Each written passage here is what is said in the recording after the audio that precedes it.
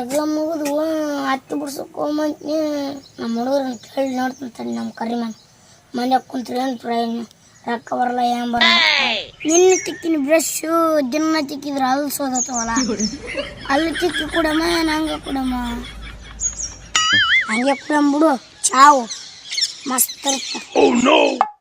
ಅಣ್ಣ ದಸರಾ ಬಂತು ದುಡಿಯಕ್ಕೆ ಹೋಗಿ ಬಟ್ಟೆನ ತಗೋಣಂಬ ಹೋಗಿ.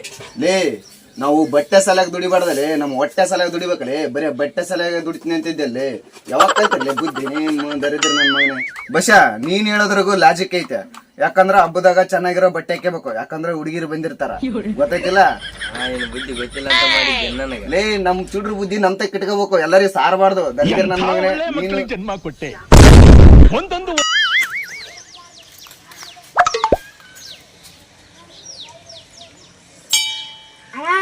ದೇವ್ರಿಗೆ ಕೈ ಮುಗಿದ್ರೆ ಏನು ಪ್ರಯೋಜನ ಇಲ್ಲ. ದುಡಕನ ಹೋದ್ರೆ ಅವ್ನು 1000 ರೂಪಾಯಿ ದುಡ್ಕೊಂಡ್ ಬರ್ತಾ. ಈ ಸಣ್ಣ ಸಣ್ಣ ಹುಡ್ರಿಗೆ ನಮ್ಮ ಪರಿಸ್ಥಿತಿ ಹೆಂಗ್ ಗೊತ್ತಾಗ್ತೋ ಹೆಂಗಿಲ್ಲ. ನಮ್ಗ ಕೆಲಸ ಸೂಟ್ ಆಗೋ ಸಿಗವಲ್ಲು ದುಡಿಯಾಕ. ನಮ್ ಲೆವೆಲಿಗೆ ಬೇಕು ಕೆಲಸ. ಕೆಲಸ ಸಿಕ್ಕಲ್ಲ ಅಣ್ಣ. ಹಾ ಕೆಲಸ ಸಿಕ್ತೆ? ಯಾ ಕೆಲ್ಸಪ್ಪ?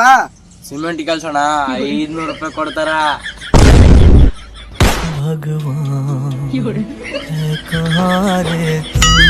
ಲೇ ನನ್ ಲೆವೆಲ್ಗೆ ಸಿಮೆಂಟ್ ಕೆಲ್ಸ ಕರಿತಿರಲ್ಲಿ ನಿಮ್ಗೆ ಹೆಂಗ್ ತಿಳಿತಲೇ?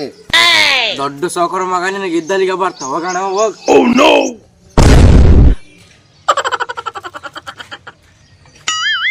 ಮನೆಯೊಳದ ಹಾಲು ಹೊರಗಿಂದ ಹಾಲು ಹೊಲ್ದ ಹಾಲು ಮಸ್ತ್ ಮಾಡಿ ಬರ್ಬೇಕಣ. ರೊಕ್ಕ ರೊಕ್ಕ ಗಳಿಸ್ಬೇಕು ನಾವು. ಮುಂದೆ ಜೀವನ ಹೆಂಗತ್ತ ನೋಡ್, ಮತ್ತೆ ರೊಕ್ಕ ಗಳಿಸಿದ್ರೆ ನಾವು ನಮ್ಮ ಜೀವನ ನಡೆದು.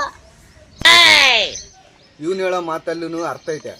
ಜೀವನ ನಡೆಸೋಕ್ಕೆ ದುಡ್ಡು ಬೇಕು, ಆದರೆ ಜೀವನನೇ ದುಡ್ಡು ಆಗಬಾರ್ದು. ದುಡಿಬೇಕು, ತಿನ್ನಬೇಕು. ಅರ್ಥ ಮಾಡ್ಕೊಳ್ಳಿ.